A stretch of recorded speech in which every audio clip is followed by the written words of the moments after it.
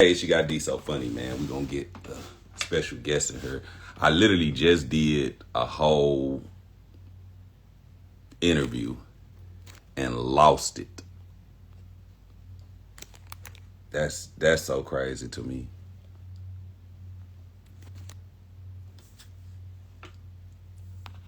Why won't this brother's name come up? This is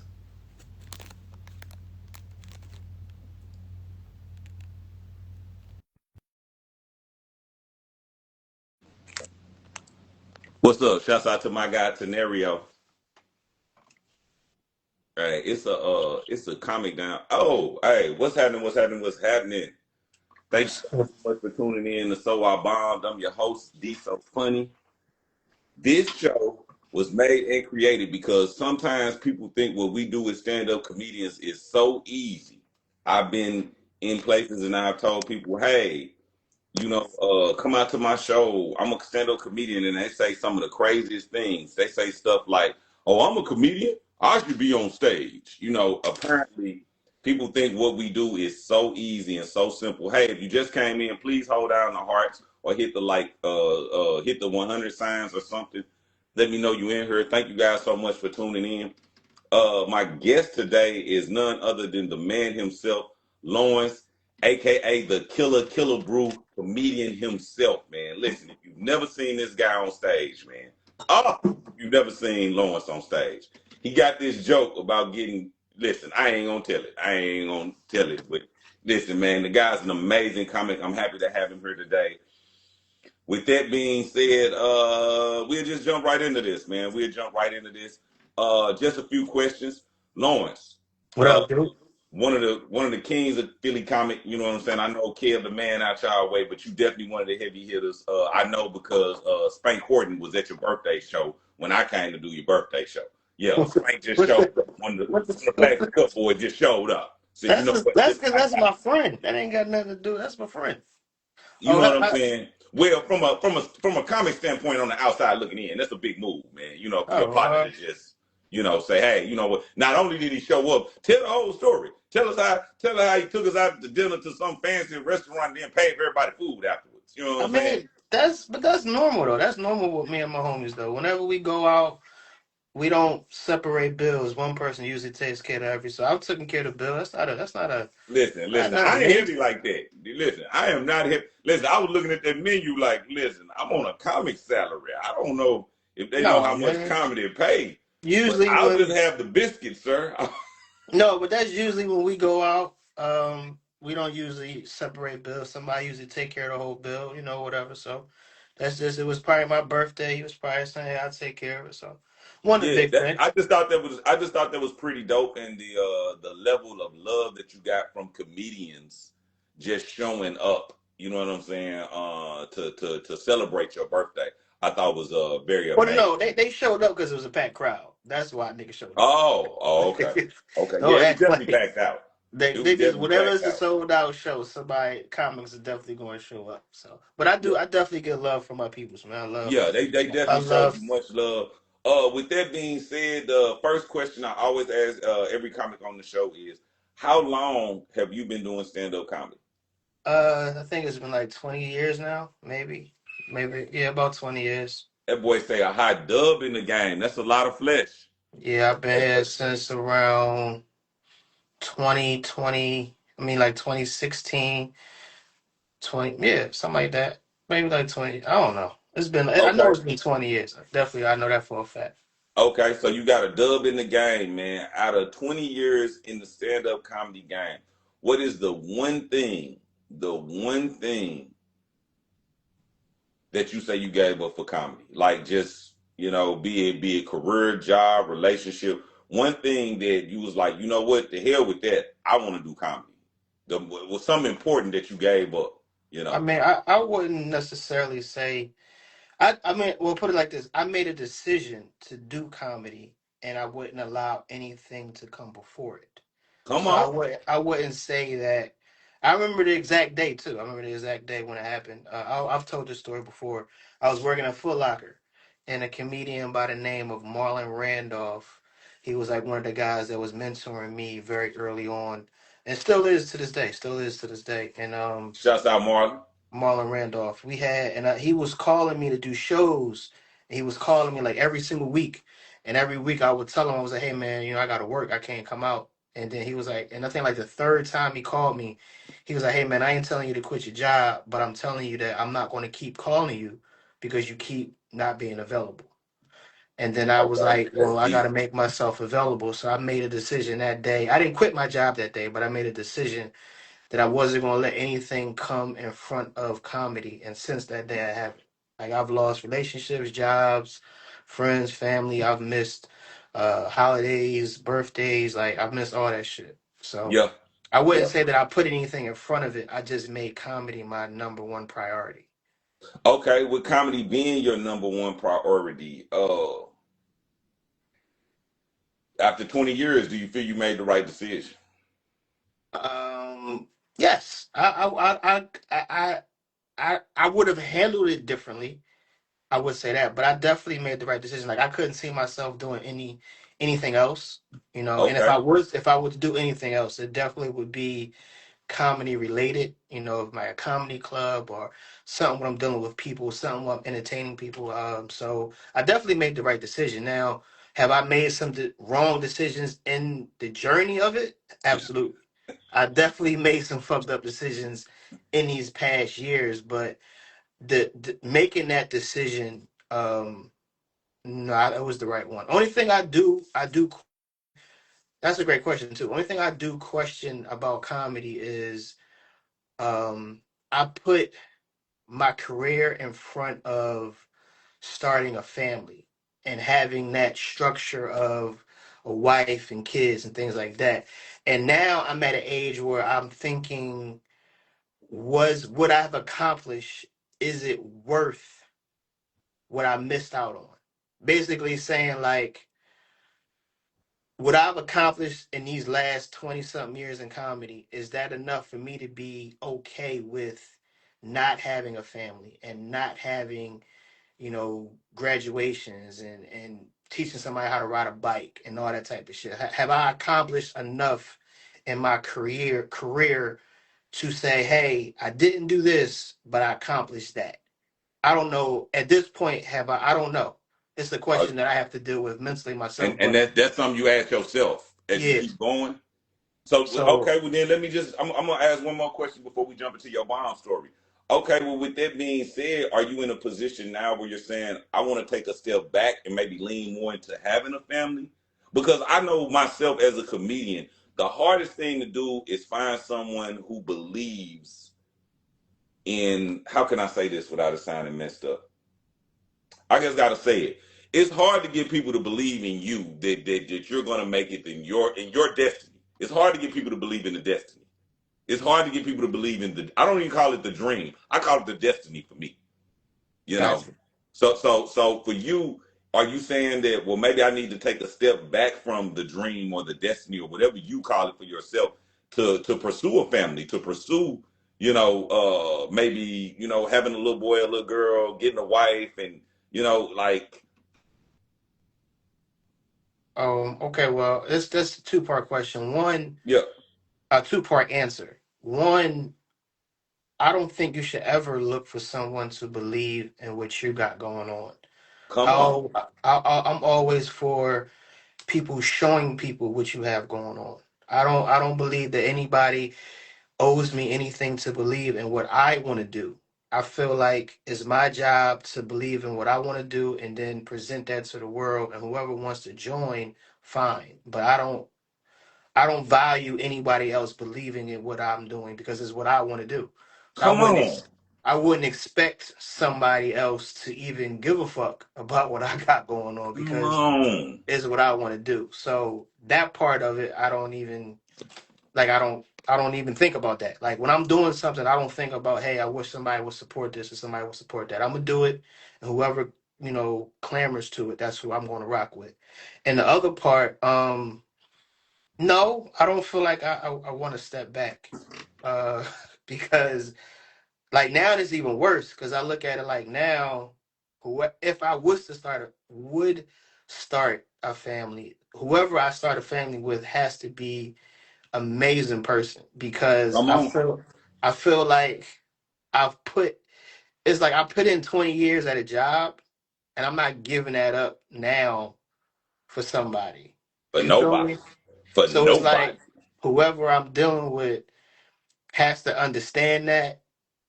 So I can't see myself stepping back. Only way I can see myself stepping back is if I'm like secure. So it would be more of a lateral move. It wouldn't even be a step back. You might go Like lateral, if but I you're not going back. sign like if I sign a deal to where I'm booked, like if the agent says, "Hey man, we want to sign you and we want to have you booked up for the next 5 years," then I can step back because financially I'm secure. Now I can focus on a family. I can focus on balancing comedy and balancing family life. But until that day, I'm still trying to find dates, trying to find, What? financial opportunities. So for me, I can't I can't step back. I'm not secure enough to step back. I'm not secure enough to actually take care of someone. Well, let me take that back. I am secure enough to take care of someone, but I don't know how long it's going to last because our economy is so fickle. So that's my thing. The security part is what I'm worried about. I don't want to have start a family and then not be able to provide for them the way I want to. Dig that. That's respect. Okay, with that being said, man, you know what this is. This is So I Bomb, man. And I get comedians to come on here and tell a time that it didn't go so well on stage. Because for some reason, people don't understand comedy's not about the good times on stage as much as it's about being able to handle the times that it went horribly, horribly wrong. And we Yeah. we know it happens. We know it happens. With that being said, my special guest for today, my guy Lawrence Killebrew, take it away, man. Tell us your bomb story. I bombed two particular times. I bombed. Um, One time was in Atlanta, Georgia. Atlanta, Georgia. Not an This easy before. audience out here. Not an easy audience in Atlanta No, at all. it was before I moved down here. And the old Uptown. I don't know if anybody remembers the old Uptown. It's not there anymore. The one out by Uh, the airport, that one. no, you won. This is way before your time. This was when it was next to a strip club. It was in the city. Oh yeah, Matter I of heard fact, about that. have you been to Sweet Lounge before? Yes. It's directly down the street from Street Lounge. That's where it used to be at. So Okay. Street Lounge is at the top. If you go all the way down, that's where Uptown used to be at. And Uptown used to do Friday nights. They would do two shows on Friday night. And I was visiting because I was dealing with somebody at the time that lived in Atlanta. And I've heard horror stories about Uptown. They Listen, boot a lot of you, comics got them. they do this, and I was cocky at the time. I'm not gonna lie. I walked in thinking like it can't be this hard. So they had Friday nights, and they had two different hosts on Friday nights. The first show was hosted by Pat Brown, amazing comedian, and then the second show was hosted by rest in peace Miss Wanda. Okay. Um, but I had never been to the club, so when I walked in, now I'm not this. I want to reference this by saying Wanda's a great person, but Pat Brown host style was more traditional. She got the crowd in order. She told a lot of jokes, so the crowd was prepared She for. warmed the room before she She opened up the show. exactly. She warmed them up with actual jokes, so the crowd was more so tamed into receiving actual jokes. So when I went in, it was Rob Stapleton, Ronnie Jordan, and I don't know who well, she was the host, and I was doing the guest spot. So I went up there on the first show, and I killed it. Like it Oh, was okay. it was a cakewalk. Okay. I walked up on the first show, cakewalk, and when I walked off, I'm cocky at this point. I'm like, this is the fucking club y'all talking about. This shit was easy as shit. Like, this is the club. This is the club. Like, You come was on, you was man. like, this what everybody talking about? This Yeah, the I'm nigga that like, y'all everybody niggas scared is of? this shit. This is a cakewalk here. So they was like, yeah. So he was like, hey, do you want to stick around for the second show? I'm like, hell yeah, of course. Now, my at the time, the person I was dealing with, she worked and she had got off. She couldn't make the first show, but when she got off work, she came to the second show. So now I'm on a high Yeah, you because. like come see me kill it, baby. Yeah, I'm on a high. I'm like, yeah, come on, let's do this. So she comes to the second show. I walk her in on some, I'm Yeah. walking through everybody. Let's go to VIP, blah, blah, blah. You need anything to drink? I got you, blah, blah, blah. So everything, she sits down. So now the second show is starting to roll in. So mind you, I didn't know that it was two different hosts. So then I see Wanda. She comes in, and I specifically remember the crowd looked totally different. Mind you, Let's say these ain't the same looking people. like the Hey, first Late show. Show Friday is notoriously the worst show in Exactly. comedy. So the first show was a 7 o'clock show. It was regular people, after work crowd, mom and pop, auntie, it looked regular. The second show, I'm looking at people coming in like these niggas ain't the same. These ain't the same motherfuckers that was at the first show. What you say? Hey, these is pimps and drug dealers right Yeah, here. these Nigga, niggas that is look like a totally different. prostitute. Like, So that was like I'm very observant, and that was one of the first things I started to notice that these people a little different from the first one. But I'm in my mind. I'm like, you know what? different like how? You got to tell us how they was different. I mean, I I'm mean, when I elaborating, but say what? different, it was a younger people. It was some hood rats. It was some niggas with dreads. It was niggas with Say what you want to say. It was some YNs in the building. Yeah, it was a different type of motherfucker. Niggas coming in there with their hats on, with their furs on in the summertime. It was just a bunch of shit that was Hey, that different. nigga said furs in the summertime. It God. was just a bunch of shit that was different about this crowd, and I noticed it very early on. So when we get there, I'm in the back once again. I'm still on my high. I'm still feeling myself. So Wanda goes on there.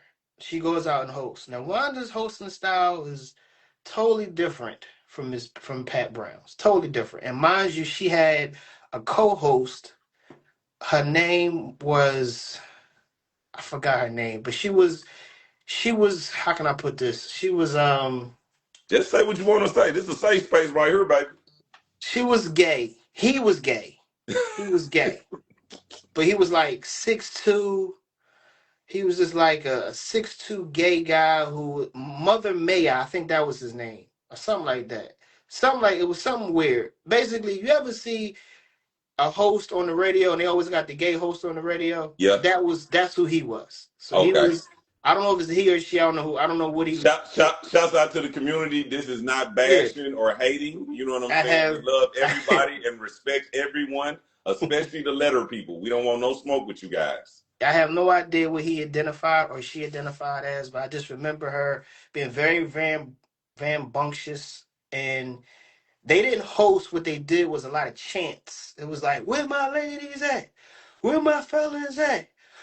It was a bunch of that. It was no jokes. It was just a bunch of So it wasn't no if you actual warming the crowd like no, it jokes was and like it was like a club. It was like if you broke, keep quiet. If you rich, say some like it was a bunch of that shit. It was okay, it was just a bunch of which is not chants conducive for comedy. I don't know if at anybody all. know about opening a comedy show. It was all that. It was just a bunch of hype and da da da da da. So I'm noticing this. I'm waiting for her to start telling some jokes. She's not telling no jokes. She just hyping them up. Don't get me wrong. That bitch was rocking. Like she Yeah, had that motherfucker rocking. It was the yeah. It just DJ. wasn't no jokes. Like it was Yeah, rocking, but not getting set up for a comedy show. Is what it definitely. sounded like. It was a bunch of music cues, and they Yeah. all that shit was on point. So now it's my turn to come up. Mind you, she didn't even know that I was doing the guest spot. So she's ready to bring up Ronnie Jordan, and someone comes out and say, "Hey, we got a guest spot." And this is how she stopped to introduce me. She go, "Who? What? Huh?" She looked at the paper. I don't know this nigga. What she said All that right. out loud? Did she say that out loud, or you embellishing a This little is bit on the I'll story? never forget. This is for word She for hollered word. out, "I don't know this nigga." Somebody handed her a note. She looked at the note. She said, "I don't know this nigga." All right, y'all. On the mic, she said that on the mic. Nigga, She said, "I don't let know this me nigga." let me finish. She looks at the piece of paper. I don't know this nigga. All right, y'all. Somebody about to come up here to make y'all laugh and shit. I don't know who he is. Coming to the stage, L- L- Lord Kickaboo. I said, okay. That's how she broke me up. That's how she broke me up.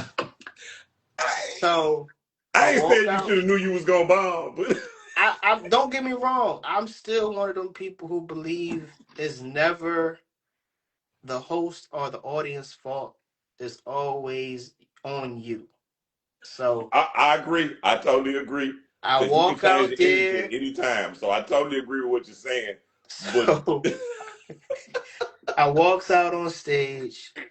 I'm telling my jokes. Nobody's paying attention. Nobody's laughing, and I'm still going. I'm just still going because I'm in my mind. I'm thinking they're gonna start listening. Nobody's laughing. I never forget. I probably like 3 minutes into my set, and nobody's paying attention. Nobody's laughing. how You many know, minutes you doing?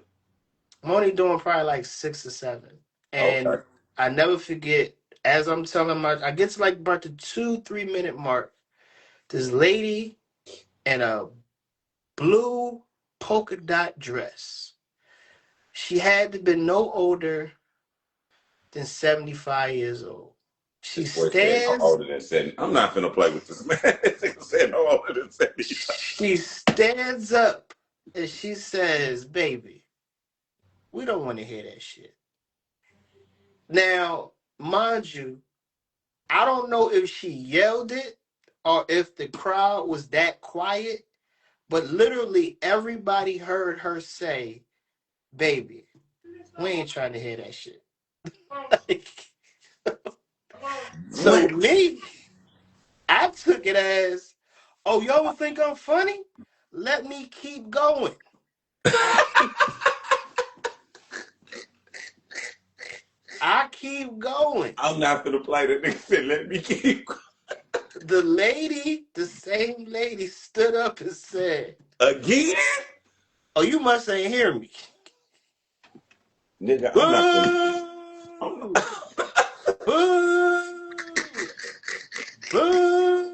you Boo! bullshitting, she boo. She started booing, and then everybody else started booing. Ah, come on, bro. It's no way I believe you got booed off stage. I got booed, but it's not. Bro, It ain't. I've That's seen not. your That's comedy, not. bro. That's not where it stops. It So I can't get get worse than that. God damn. it gets worse. It gets worse. So I gets booed off stage. So mind you, the way the comedy club was set up, right? Oh, The, shit. the stage, when you walk through a curtain, you in the green room. When you in the green room, when you come out the green room, VIP is right there. Mind you, Uptown Comedy Club only had one way out. So mind you, if you're walking through the crowd, everybody sees you walking through the crowd because there's only one way out. Ah. I have to come out of the green room to go get my person that said, whatever. So when Wanda goes back on stage, she's like, "That nigga," I don't think she said I wasn't funny, but she was like, "God damn, y'all booed that nigga. Where he at? Where he at?" So as soon as I walked out the door, Uptown used to have a spotlight. So they lit the spotlight on the green room when I walked out the door.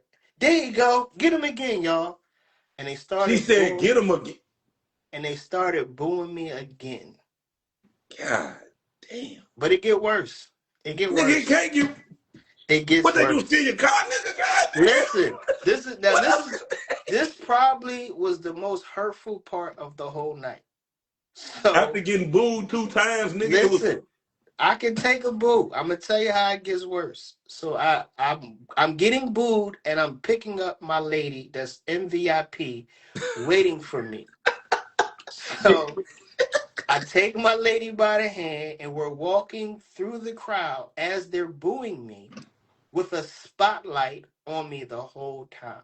God I'm literally getting damn. booed. This is not the worst part. I'm getting booed. I'm getting booed. I go outside. Mind you, my lady was driving. I get inside the car. Now, mind you, when you get booed, you upset. You don't want to Yeah. talk to nobody. Yeah. You You don't want to good. hear shit. Yeah, So you I'm in the good. seat. I'm in the seat. We're driving home. And as a loving partner, she's trying to cheer me up. Console She's you. She's consoling you. trying to console me, and she's saying shit. And I snap. I said, "Man, I ain't trying to hear that shit right now." She's listen. Hold You up. ain't taking out on her, man. Hold up. This is the worst part of the whole evening. He said, "Nigga, I ain't the one who booed your dumb ass." I just was Way too quiet. soon. I was Too just soon. quiet, and that was it, brother. That part, that moment right there was the worst part. Her saying, "I ain't the one who booed your dumb ass." That part hurt more than anything else that night. That little couple of words from my lady at the time Hey! would Oh crush me. shit! That crushed me. Woo! Listen, and listen, and every comic got a story like this. But to see you today, you would never believe that something like that ever happened to somebody Yeah, like you. definitely, You man. It you was never believe. Listen, had you told me just personally that you had been booed off stage, I never would have believed it. I got booed off, man, in front of Rob Stapleton, Ronnie Jordan, and my lady. I definitely got booed off. Tough night, I man. literally got booed off stage. Like I literally got booed off the stage. Like off the stage and out the comedy club, I got booed. That's Yeah. But man, yeah, shit. so that was But probably. listen, that's what lets you know you love it. Cause how long did it take you to get back to another stage after that happened? Oh, it didn't take long at all. I think I came back probably the next day. Like Yeah, that's what I'm I've saying. See, never like that's one how thing you know we about love it, man. yeah, one thing about me is I never took bombing lightly. So for me it was like I couldn't be comfortable unless I got back on stage. So it was like until I redeem myself, I'm not going to feel right. It wasn't one of those things where, I didn't do well and I'm just going to sit in it for a long time. Like I had to get back on stage immediately to get back into feeling like me again. So the bomb didn't deter me from getting on stage. It actually made me want to get on stage quicker because I wanted to wash that bomb off, as we say in the comedy world. Is like, hey man, I gotta get back on stage and wash this bomb off. So I never felt like I didn't want to get back on stage or I was scared. Now maybe not getting back on Uptown stage, Did you ever maybe go back? that. Did you ever go back and Oh perform yeah, there yeah, again? yeah. I went back. Okay. I definitely went back and killed Uptown plenty of times. Like I went back and did it a number of times after that. And like I said, I never blame it on Wanda. It was just an adjustment period that you learn as a comedian how to deal with How many different years was you crowds. in when that happened? Uh, It was very early on because I hadn't moved to Atlanta yet. Okay. So it was probably I might have been doing it 2, 3 years maybe at the most, but it wasn't a long time because I hadn't moved to Atlanta yet. So So basically, you was a new comic. Okay. Did you want to give us another bomb story, man? Because that one was. uh, Woo. Listen, I almost want to say the next one for when you come back because I was not ready to hear that you got. Listen, bro. I This got and this booed is this twice. coming from a place from the heart, bro. I'll never forget the very first time I seen you, man. We was at the Looney Bin, and I just immediately I was like, "This brother should be headlining. He is such a dope comic." And I came and I talked to you, and I never will forget that. You know how down to earth you was, and how willing you were to talk to a new comic who really just wasn't in a position, to. I didn't feel like nobody should take the time to talk to me, and people that's doing it. And I No, always but respect it. to be honest So with you, I'm sorry for cutting you off. To be honest no, with go you, ahead. it wasn't really a humble thing. It's just I like to treat people the way I like to be treated. So I remember early on when it was so many people that I tried to talk to that wouldn't talk to me. Like I never forget this moment. I remember I DM'd Lil Duval. Matter of fact, Okay. I didn't I think it was that's how old I am. It was Facebook. No, not Facebook, MySpace. MySpace, yeah. And I sent him a message like, "Hey man, I'm a new comedian, blah blah blah," and just trying to get some information. And he never replied to me. He just he actually sent Spank a message like, "Who the fuck is this nigga in my DM? Like, do you know this nigga?" And then Spank told me he's like, "Yo man, don't be DMing comedians and shit. Like, don't be asking nobody shit like that." And I felt some type. Well, I'm like, damn nigga, I'm just asking nigga for information. So from that point on, I realized I wanted to be treated. I want to treat people the way I want to be treated. So now, if anybody ever DMs me, if any comedian ever asks me a question, if any comedian ever old or new, just asks me anything, I try to make it my duty to actually respond, even if I don't have the answer, or if at least I'm gonna respond to you to let you know I acknowledge the fact that you reached out to me. Like I might not have the answer you want, I might not even be able to do what you want, but I at least have the common courtesy to reply to you, to say To something. reply, You know what I'm to saying? acknowledge you as a person, man. Like You know that's what I'm really saying? it. So for But me, y'all heard it here first. Lawrence Killebrew, any comedian that got questions, his DM's wide open. You heard it here yeah, first. I don't have You no heard it here problem. first. I might His not be able to DMs is help you. wide open. So I'll be anybody who honest got with you. any questions, I may not be able to help you, but I'm gonna definitely reply to you. You let's know what I'm say, saying? nigga, I don't got the answer, but I'm just letting you know Yeah, I don't have the answer. exactly. I'm gonna say something to you. I'm not gonna just have your DM sitting there acting like I ain't see it, and then Listen, see you man. in person. Like I'm not gonna do that. I would never do Listen, that. man. A lot of bigger name comics, man, do not talk to like I ain't gonna lie, but it's so hard because you don't know who's really serious about stand up and who's playing. So it's so hard, man, for you to, say, I want to. Because at first I didn't understand that neither. I used to be like, a lot of these guys won't talk to me. What have I done to these guys? They don't know me. And then my mentor at the time, T Davis, shouts out to T Davis and Big Drake. Shouts out to them guys. They both told me the same thing because I went and asked both of them the same thing to see if I was gonna get different answers, and they both told me the exact same thing. A lot of older comics don't want to talk to or entertain new comics because they don't know if we're going to stick around. That is true, and I feel that. I understand both sides. It's like you don't want to give someone your energy, and then they don't you know, use that energy properly. Like that's one of my pet peeves when someone asks me for advice for something and then I see them later on and they don't use the advice. It's like, what the fuck did you ask me for? Yeah, You like know what I'm like saying? what was the Like I purpose of remember that? there's so many times where a comedian asks me like, "Hey man, what I got to do to get good?" or what, and I'm like, "Hey man, I need to see you on stage." And then I see them like 2 months later, and I'm like, "Yo, what's up?" He be like, "Oh man, I ain't been on stage like that, nigga." So what the fuck did you ask me? Like I told you what to do. It Well, is say two you months asked me to later. not do what I say to do. What was Like the what was purpose? the point? Like so I understand how sometimes people don't want to talk. I get it, but for me, like I said, I want to be treated the same way I treat other people. I want you to treat me the same way. So if you want to reach out and ask me a question, I'm going to answer your question. If you reach out to me, I'm going to reply because when I reach out to somebody, I would expect a reply. Once again, you don't have to say yes, you don't have to say no, but just acknowledge the fact that, hey, I got your message. I don't have an answer for you. Wish you the best. That's cool with me. I That can that's live with that, that. hey, and that's so dope that you down to earth enough to do that. Okay, let me go and get these last three questions out the way, and then we'll wrap this thing up and get it on out of here. First question, man. Who is the one person, since you've been doing it 20 years, who is the one person that's close to you who doesn't believe in you at all? Like you just like, how is this person not, the one person that you like, this person should believe in me more than anybody, but they don't have no faith in your comedy career. They don't believe you gonna make it and you gonna prove them wrong. Like one person that's close to you. Cause we all as comics, we got that one person that just, yo, look, you still doing that little comedy thing. You like, look. Well, I can't lie, man. I can actually say I don't think I know anybody in my life that's close to me that doesn't necessarily believe in because it's not that they don't believe in my comedy career, they believe in me, like they Okay. know.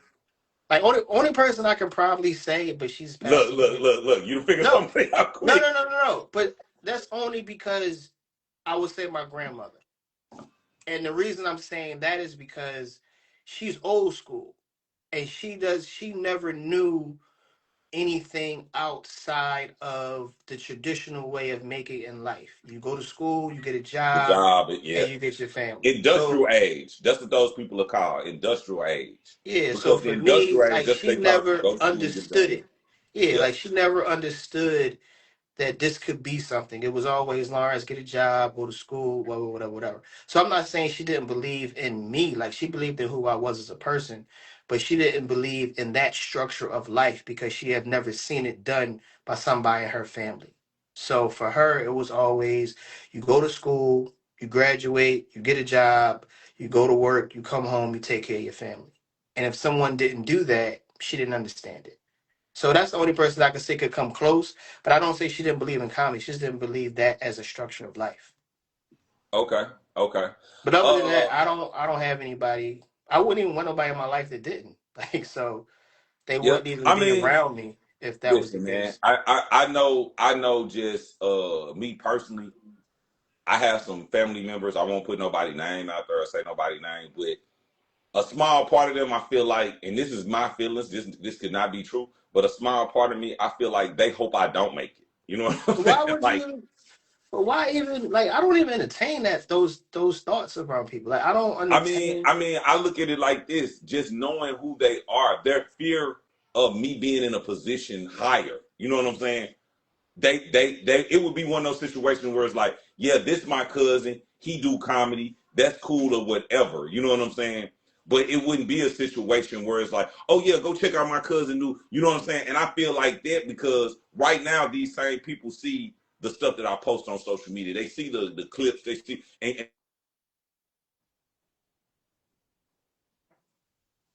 so if you tell me you believe in me, all the little cousins and stuff that I got, I should go viral every week. It's nothing for you to hit the share button. It's nothing. Yeah, The same I, way you hit the like button, the same way you can hit the share button. It's you're nothing. right. I just don't. I just feel like So I just don't even put the energy towards it. Like I get what I, you're saying. I've been I down that. dig not putting. Listen, I dig not pouring into a glass with a crack in the side. I dig that. Don't put your energy somewhere where it won't be. You know what I'm saying? I dig that. I just know I asked that question because I like to see the response. I like to. You see how you had to think about it? Like, nah, I ain't got not one. And then you was like, hold on, it might be one person, and you had a reason for that. So that's why Definitely. I asked that question.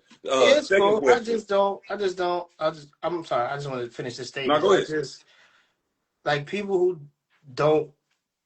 I don't blame people who don't see it. Like I said, it's the same thing with my grandma. Like they haven't seen this work in their lifestyle, so it's hard for them to understand it. Like if you've done something your whole life and then someone comes and tries to do something different, it's hard for you to actually believe in it because you haven't seen it yourself. And that's Yeah. and I'm a true statement of that because a lot of things, even comedy, a lot of things that I've done in my life, it was because I seen somebody like me that could do it. Like my first comedy album. I didn't think I could put a comedy album out until I saw a comedian that I kind of looked at as someone that I'm on the same level with put an album out. I didn't think that I would be able to tour until I saw comedians like me able to tour. So you can't really sometimes you can't believe something until you can see it. Okay. So I don't blame people who don't believe in what I'm doing because one, they haven't seen it in their lifetime, and two, I don't give a fuck if they don't. Like I'm gonna still do me regardless if you do or you Regardless. don't, because somebody do. I always live in a life of three people like it, three people don't, and somebody just don't give a fuck. Real shit. Okay. With that being said, man, 20 years in the game, we heard about bad times, about bombing, about giving up stuff and all that. So I want to take a second to ask you, what is one thing the most positive thing that you say that you've gotten or that you learned from doing stand-up comedy? What is the most positive thing that you learned or gotten experience? Just something positive about your 20 years in doing stand-up comedy. That I can do it. That you can do it? It's very simple, bro. Like I said, I made a decision. I think this is the I made a decision to do something, and I'm actually doing that. What I said I wanted to do. Come Like on it's now. real simple. It's not complicated. Like when I made that, like that to me, that's my greatest accomplishment.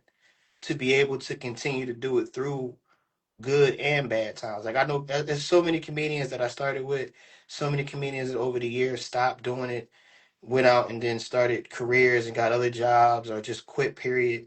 And for me to be able to consistently keep doing it over this period of time and be successful at it and be able to support myself, to be able to pay my bills doing this, Come on. that is probably the greatest accomplishment that I can ever think. Just being able to stick to it and actually say, hey, this is what I want to do. Like how many people say they want to do something and then actually do it? Like how many people say I want to be this and And actually be it? You know what I'm li- saying? listen. Regardless of the success level you get. But hey, I want to do this. And then you see this person 20 years later and they're still doing that thing that they said they wanted to do. So for me, that is probably the greatest accomplishment ever. Just be able to stick to it and continue doing it all these years. Okay. I gotta ask you this because I know you are like me. You a sneakerhead. You know what I'm saying? I know you I got think I some. think it's a different level. I think I'm a different level than you. I'm a different level. I'm thinking I'm a different level. Yeah, we're Well, they not. said you got to have over 60 pair of tennis shoes to be a sneakerhead. Well, That's I the I mean, I got six. I got 60 in my other apartment. Like this is the apartment right here. That's just the apartment right there.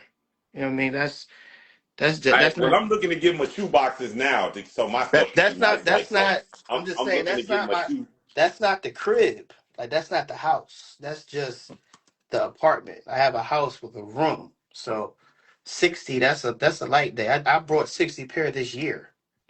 This year.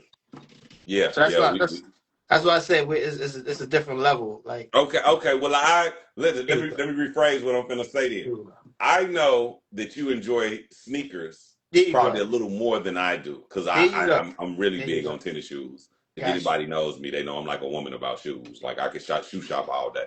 There you And go. with that being said, I want to ask you take a second to tell us about your nonprofit, man. For those Oh, who don't know about your I really wanted to highlight this segment of the interview. So I want you to gotcha. take a few seconds to break down the nonprofit, how it came about, what it is, what it does. Give us Yeah. all that. I have a nonprofit called Killebrew Kicks. It's a program actually that at first it was a program that I started. I think it was maybe 6 or 7 years ago, where I was going to schools and I was giving honor roll students new sneakers. It didn't start off like That's that. dope, by the way. It didn't start off like that. It started off basically because I had too many sneakers in my house. And I had, this is the honest to God truth.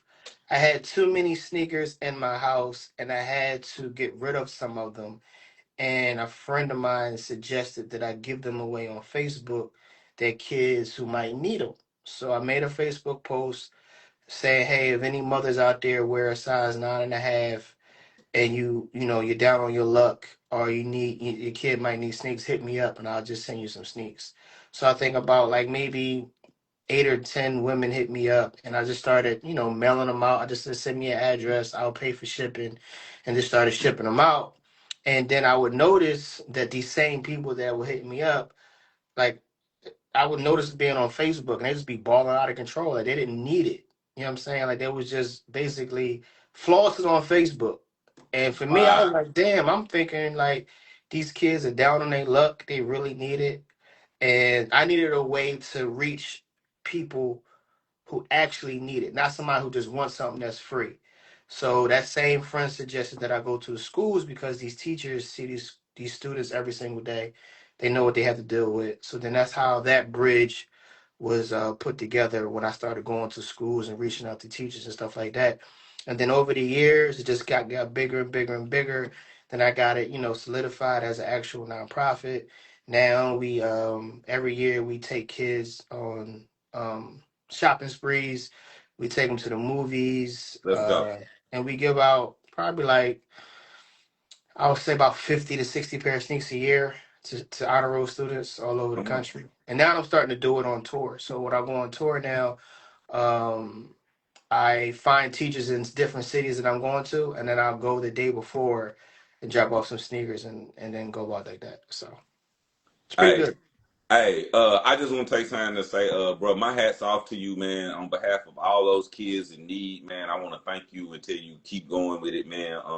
Your blessings are truly coming in abundance because Appreciate it. not only are you being a blessing, but anytime you're being a blessing to someone, you're just setting up for future blessings for yourself. And I want you to know that, from me to Appreciate you, you. like I'm telling you, man, I've always looked up and admired your tennis shoe program, man. I thought it was a great First of thing the all, first time I ever heard it. they're sneakers. They're not tennis shoes. They're Oh, sneakers. excuse me, sneakers. Excuse. Yes, because I'm not playing tennis, and these is sneakers. That's what it is. You keep calling them tennis Okay. So shoes. you sneaking around then in your Yeah, sneakers? I'm just Nah, saying they're I'm, sneakers, not tennis shoes. well, I've always enjoyed your sneaker program, man. I always Thank thought you. it was something dope. With that Appreciate it. being said, man, we ain't gonna hold you in here all day, man. We know you're busy, man. You got things to do. So at this time, I want you to tell them your next big project you got. Tell them where to find Mm. you. Tell them what's going on with you. Tell them the website, everything you want them to know about keeping up with the comic that is or comedian that is Lawrence Killebrew. Go ahead. You can check me out, lawrencekillable.com, or comedyhustle.com. Instagram is Lawrence C3H. You can also download my third comedy album that I just released in February called Comedy Hustle Live Volume 3. 1 and 2 is up there as well. Check those out. You can catch me on tour right now. Um, my own tour, and I'm on the Shooter King tour. Okay. And other than that, I think that's about it. Just check me out at a comedy club near you, man. And that's about it. Okay, so this has been another episode of So I Bond, man. Shouts out to my sponsor again, Accent Soap. That's right, fragrances for a man made by a woman. You know what I'm saying? Y'all go check them out Absolutely. online. Father's Day is coming up. If you're looking for some amazing soap, fellas, listen, man. When I say the lather on the soap, if you know what the lather is, when you lather your towel up, you ain't got to lather it but one time. You can sit the bar of soap down. That's a whole, you know what I'm saying, whole shower right there with one lather. You know what I'm saying? I said that. Big shouts out to the people at Accent Soap, man. Listen, man, I'm talking about you lather that towel up. Listen, man, that soap had you smelling good. You know what I'm saying? I ain't Uh, mad at you. so big shouts out to Accent Soap for sponsoring So I Bomb. With that being said, man, y'all go follow Lawrence Killebrew on all forms of social media. Go check him out live. Once again, the arts are under attack. We need not all of you, but all of you to start going out to local comedy shows, not just to your comedy club, man. Find a local guy that you like on your scene and go check out a show. If you don't come see me, if you don't come see Lawrence, go see some other comedian, not a mainstream comedian, a new guy, a guy that's fighting, making his way up in the ranks, man. You know what I'm saying? Guys like Lawrence and me that's been doing it 10, 20 years. Go see those guys. I cannot encourage you enough. This weekend in your city, wherever you're at, there are multiple local comedy showcases. I guarantee it. And if you can't find one, jump in my inbox and we'll work on finding one in your city or putting one together so that you guys can come out and support local comedy. With that being said, I'm your host of So I Bomb, D So Funny. I'll be back tomorrow with another guest and another bomb story. And remember, sometimes you bomb in life, but you have to keep going. I'm your host, D So Funny. That's been So I Bombed. Peace out, champ.